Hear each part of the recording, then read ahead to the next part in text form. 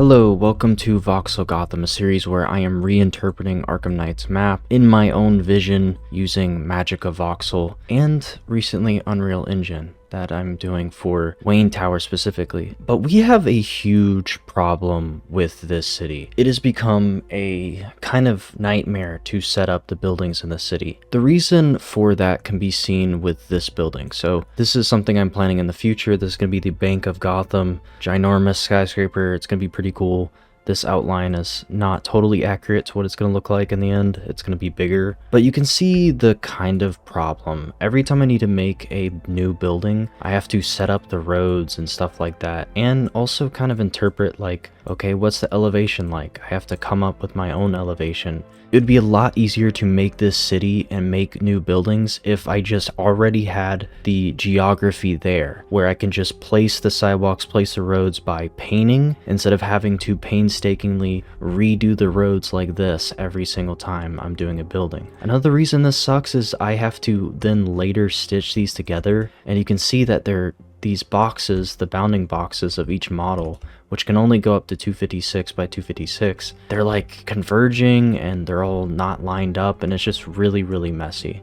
So here's what we need to do. We need to have a new system that is going to organize a lot of this stuff. So for one, buildings and sidewalks and roads should not be attached to each other. The landscape and the roads and stuff like that should all be on its own separate layer system, while the buildings are on their own individual layers and they can be moved around and stuff like that. That makes it significantly easier, and it also means I can like hide the floor if I want to like go inside of a building or something like that, and I can isolate buildings, and it's just going to be significantly easier. I actually need to come up with the actual height and geography of this map. So in episode 3, I actually designed this map that you're seeing here, and basically this means that I need to somehow, within this grid system that we have, because again, we're constrained to these 256 areas per model, I need to somehow create the landscape. That includes the water level, because not all of the water is at the same height level. If you watch that video, you'll know that there's dams in the city. In fact, there's 1, 2, 3, 4, 5, 6 dams.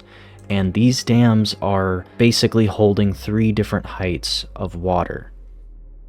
Now, my first approach to actually doing this was to completely remove the roads, make sure that the buildings were separate, and then I started on the land itself. I realized that I was totally doing MagicaVoxel wrong. At least I wasn't using all of the tools that were given to me by the program. Specifically, there's a tool where you can actually paint with not just a single voxel, but a cube or a circle. These are insanely good for just painting large areas or for creating landscaping. Like I can just make a ball with a radius that I set, and I can start painting the landscape and constructing it and stuff like that. And you can also paint like grass a lot easier with this method. I think it's also cool that we can now add water to the map. So I started to add the water and had to find this like kind of crazy method, because you can't just, there's not just like a fill or a flood tool. There's a flood option in the program, but it doesn't do what you think it does. And so I had to come up with this like system in which I would fill the landscape manually. Now during this stream, I was constructing the landscape by hand, pretty much looking at the map, trying to measure out where I am and the elevations and stuff, even making a little preliminary dam so that I know, and kind of constructing it with that method. But as I was doing this, I only got about a cell through, and it took a while to figure all this stuff out. And even though I got really good at actually constructing the landscape and found a good workflow, I just knew that this method, like going cell by cell to create each of the landscapes and geography, and even trying to line up the edges of each cell, because you can't work on 2 cells at once, is just going to be impractical. Like there's no way I can do that in a quick amount of time. So I need to think smarter, not harder. So after the stream, I realized I just have to do some kind of generated method. I can't just create it manually cell by cell. I need to somehow create this in another program and import it. So the program I'm using is Blender. I pretty much use Blender for like so many of my videos. The first thing I did in Blender was actually lay out, okay, where is the water going to be? And I just used basic planes to figure that out. There's 3 different elevations of water, and you can see exactly where they are here. And the height difference is actually kind of crazy, you'll see in the end. The next thing I had to do was painstakingly mold and sculpt this landscape, and it was really hard because the ocean is important. So I want all these islands and stuff to show up throughout the map, but I have to somehow make sure the elevation underwater still matches, because I do want it to be where you can actually see under the water. And so the landscape and the geography needs to make sense on land and underwater.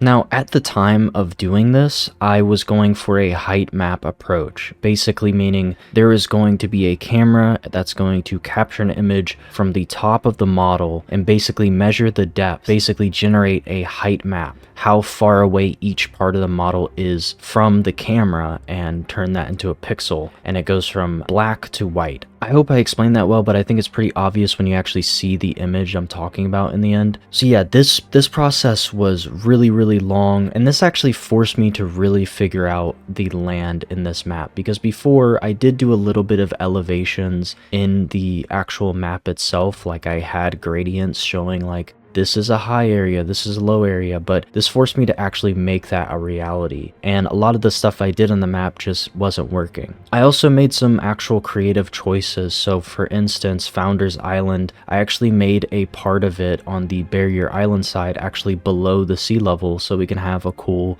seawall. And there were also a lot of islands that, you know, I didn't want to make them exactly as they were in the map, so I kind of did some artistic interpretation of where the islands would be and stuff like that.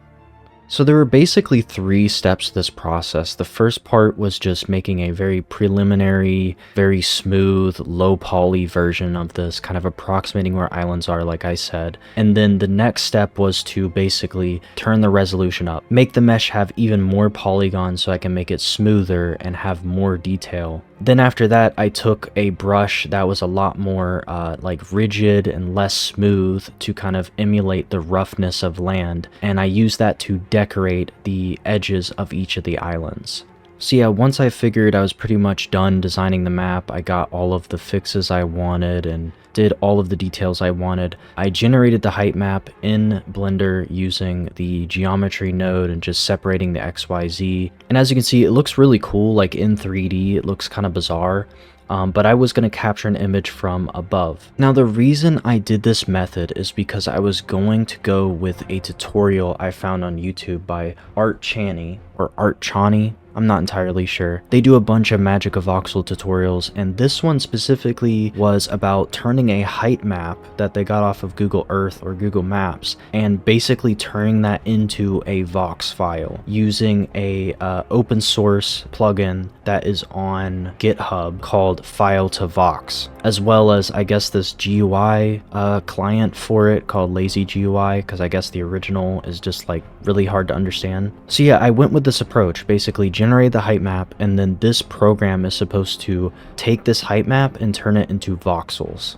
So I dragged in my image, I set where it was going to generate, and I gave it 512 as the kind of maximum height that the voxels could go. And this program is going to automatically separate this giant landscape into those chunks, those 256 chunks. So I thought this was going to work. The picture had a width of 2000, just like the worlds of MagicaVoxel. So this model was going to take up basically the entire width and length of this world. And so I clicked convert to generate it. It took a really long time, so long that I started working on other things. I started working on the membership program video, which, by the way, I should probably plug that. I have a membership program on this channel, so if you become a member, you get all of these perks You can get early videos, exclusive videos, 4 emojis, you get 9 possible badges, and if you get to the second tier, you'll be able to download these really cool badges in 2K. I painted these myself. Also, the 4 emojis are also custom, they're really cool. And so yeah, it's a really cool thing. If you want to join that, there's a video explaining all of it. It's really cool. I'm probably going to make my first exclusive video a MagicaVoxel video. So the dams that I'll eventually have in this map, I plan on doing a video specifically targeting those dams. So there's, I think it was 6, I said 6 dams. Yeah, just designing those dams. They're going to be really cool, and so I could add a ton of detail to them. Anyways, I waited and waited for this program. It's in this console window, and it got to like 99% one time, and I thought it finalized. I closed it, and then I tried to generate another version of the map that was significantly smaller to just see if this thing worked at all. So I generated this lower level one that actually did complete, unlike the other one. It was significantly faster. I went over to MagicaVoxel, I clicked on the file thing to open a new voxel file. I clicked on the file and nothing happened.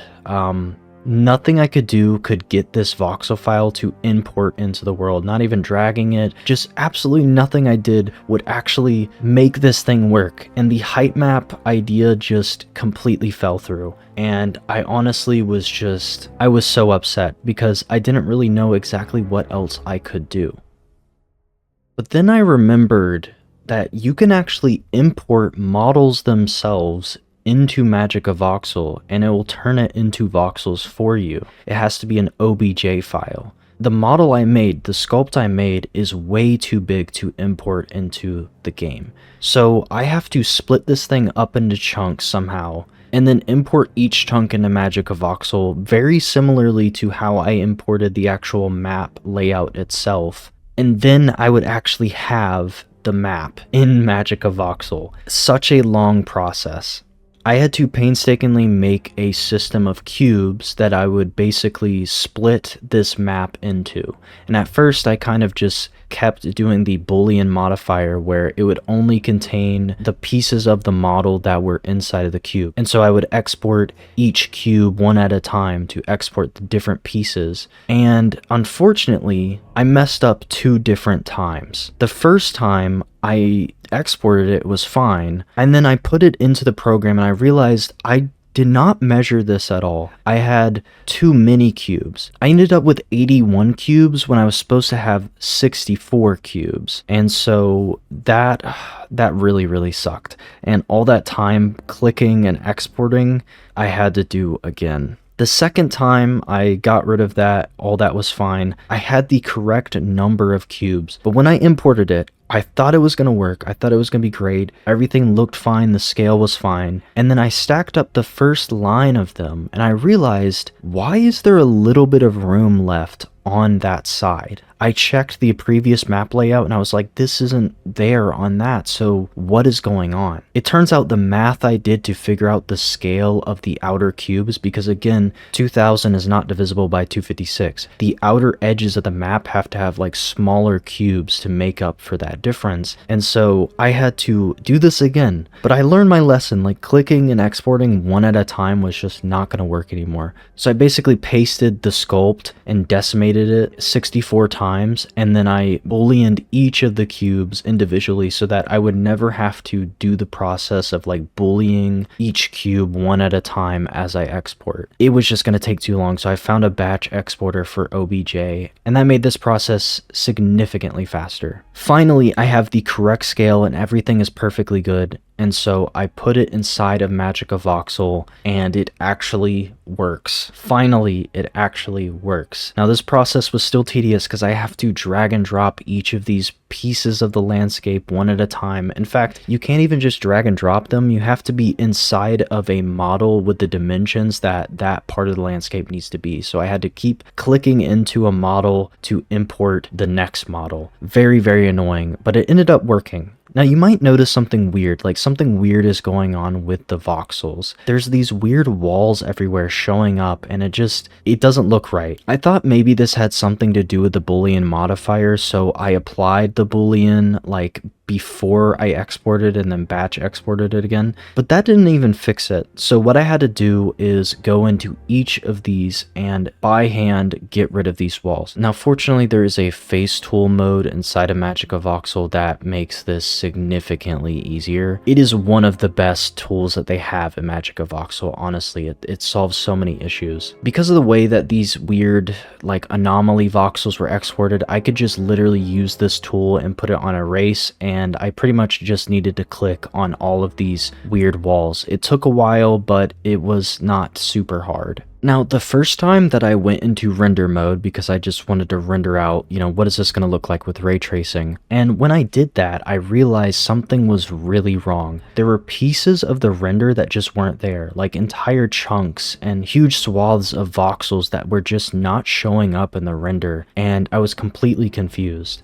Now, I looked it up online and I couldn't get a clear answer, but it seemed that it was probably just there was too many voxels in the program, which I find really odd. I think there should just be as many voxels as possible in this very contained world. I just thought that would be a thing, and I've seen ginormous renders with a lot of voxels, so clearly there's something I could do. I realized that there's a lot of voxels that aren't being seen that I can just get rid of, and so I did another painstaking task of going into each of these landscapes and getting rid of the underground walls that got generated between each of the sections. Once I got rid of these underground walls, it actually rendered correctly. Okay, so now I am back in MagicaVoxel, all circles around. Now what I need to do is, first of all, color the landscape. Not too hard. I can randomize between two different voxel colors to make it look a little bit rough. Pretty simple, just had to go to each landscape and do the randomize command. Wasn't too hard. But I also wanted to add water to this world as well as grass, just like I did in the previous stream. So I went ahead and added the dams, trying to kind of line it up as best I could with the map layout, and I went ahead and started adding the water. I had to do the same kind of idea I did before. It was pretty much the same process throughout the entire map. It took a really, really long time, but it had to be done. And then the next thing I needed to do was add the grass. Now, honestly, I just wanted to add the grass so that you guys could actually see like what this landscape would look like, maybe before Gotham City existed or something. And it's just going to look better than just a bunch of stone. It kind of really highlights the geography and makes it a lot clearer where everything is. It just looks better. In reality, a lot of this landscape is for roughly laying out where things are and the elevations of things. Later, I'm going to have to go in and actually add more detail because the height and the cliffs aren't really what I would like, and so a lot of this grass and stuff I'm doing now isn't really going to show up because it'll be covered by buildings, or I'll just end up remaking it anyways, but it's just good to have in the first place. I think having this map with water, elevation, landscape, and grass is just a good bouncing off point. I can just pick an area, start building on it, and I don't have to worry about constructing the landscape around it anymore. Eventually, after a very grueling hour or 2 hours of placing the grass, it took a really long time, I finally have the finished landscape with all of the dams, all of the water, and all of the grass. Now, we're not totally done, and I don't want to show you the final render because there's one other problem. There was again too many voxels. When I pushed render, you can see that there is a part of the map that just is not showing up in the render. So I had to make a big sacrifice. Now at first I was like, okay, maybe I can just do a layer of water, just a single flat layer wherever I need the water. But I realized that what made the water look so good in the first place was the density of it. So water will actually basically collect or absorb more light as you get further down into the ocean. It gets darker and darker. Oh goodness me. No, if I say so myself, I seem to be stuck in this wild world of monsters and demons and goblins and... oh dear. And so that just inherently looks good with water. And when you just have one layer, it kind of just tints the underside of the water. It doesn't really look like water, but more like a glass window. So I was really concerned, almost thinking maybe I can't even render anything at least to this giant scale inside of this program, maybe I'm gonna have to like export it to Blender and set up materials and stuff like that. But I did find a solution, at least for now. Hopefully I won't have to end up rendering in the future inside of Blender, because that would just be a painful process. The way I solved this is that I was going to have a couple layers of water, and then the water would stop. It would just be clear air underneath. The reason for this is that I get a little bit of that depth, especially at the shores of the islands. That looks really, really good, and it makes it seem as if the water is actually completely filled when it's not. After it gets to a certain level where you can't even really see the shore anymore, I just cut it off with air. And so pretty much this is like 70 or 85% of the original water that I had. Honestly, I wasted a lot of time putting all the water in, but this method is significantly better. It even makes it easier to build underwater when I need to. And so here is what the final landscape looks like, and I was even able to include the buildings that we've done so far inside of these renders, and you can kind of see the scale of it.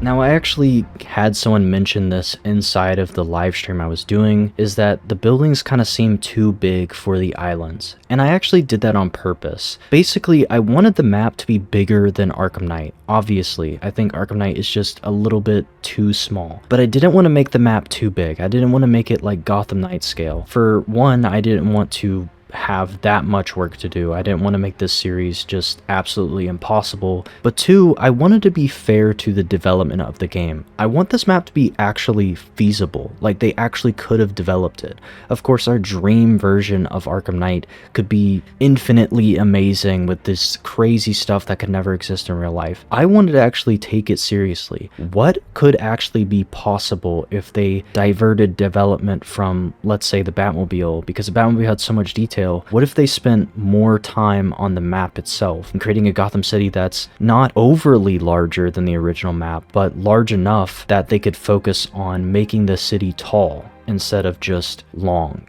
So yeah, the buildings do kind of look very big in comparison, but that's mainly because they're by themselves. Once we fill up all of these 3 islands, it's going to be crazy looking. It's going to be really, really cool. You can even see pieces of like Arkham City, and there's even a little bit of Arkham Origins, and maybe Bloodhaven at the top. I'm not sure if I'm decided on if that's going to be Bloodhaven, but we'll see. There's different areas that could be outskirts of the city, but I'm literally limited to 2,000 by 2,000 voxels. Now, in the future, because these are islands, I could easily separate them from the other parts of the map and create another voxel file where I actually make Arkham City or Arkham Origins or Arkham Asylum. And someone even suggested maybe I reimagine those maps as well. But obviously that would be way down the line because I have so much more to do on this Arkham Knight map. If I were to do that though, that would actually require rendering it in a completely different program. Either that or I somehow stitch the renders together as I render each voxel window separately. I'm not entirely sure. But yeah, as you can see, I just think this looks incredible. I especially love my damn idea having different elevations of the map, having that extreme drop off that you can see from Miyagani Island to Founders Island. It's going to just be a giant drop off. I love elevation. I want it to feel tall. I want Gotham to be tall again, just like the background of Arkham City. And I think more so, I'm making it more extreme, more exaggerated than Arkham City. Because in Arkham City, you could see that the landmass that the, mainland was on was kind of at the same level, and it was very flat, just like Arkham City. Here, I'm adding so much dynamics to it. I'm adding these like crazy dams and just crazy stuff going on that I think makes the map significantly more interesting. So yeah, that's pretty much it for this video. In the future, I'm possibly going to make a video specifically about doing all of the roads, or I might just do that off camera. Who knows? And of course, I want to remind you that I do have a membership on this channel. If you want to become a member, there is a video that explains, all the different tiers and stuff like that, why you should do it. I mean, the reason you should do it is that it's going to help me, as I've said a billion times already. barely get paid any money from YouTube itself in terms of ads. A lot of the money I'm going to get is from you guys. I really need crowdfunding, so anything you can do is super appreciated. Alright, so let me know what you think of this in the comments below, and I will see you in the next video.